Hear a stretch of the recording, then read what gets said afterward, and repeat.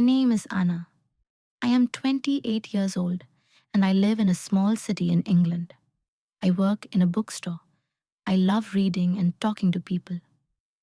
2 years ago, I married a man named Tom. He was kind, funny, and smart. We lived in a nice flat and cooked dinner together every night. Life was good. One day, I saw a message on Tom's phone. It said, "It was nice to see you again.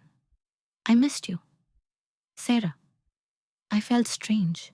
Sarah was his ex-girlfriend. Tom told me he hadn't seen her in years. But now, they were talking again? That night, I asked Tom, "Anna, who is Sarah? Why did she send you that message?" Tom looked surprised. Then he said, "Tom, it's nothing. We just met for coffee. We are friends now." But my heart told me something was wrong.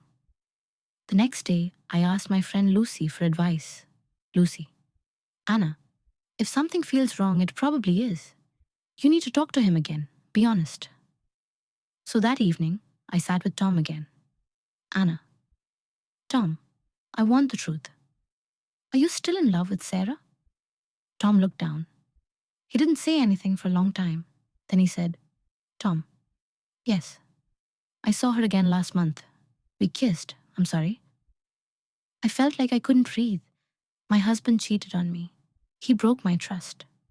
I cried a lot that night, but I knew what I had to do. Anna, thinking, I deserve someone who loves me and respects me.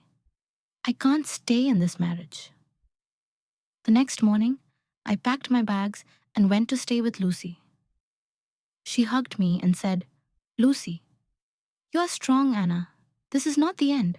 It's a new beginning." Weeks passed.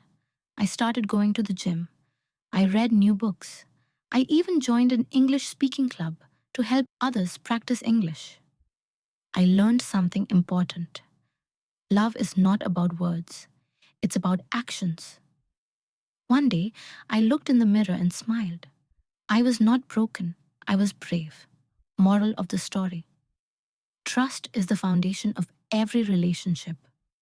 If someone breaks your trust, you have the right to walk away and start fresh.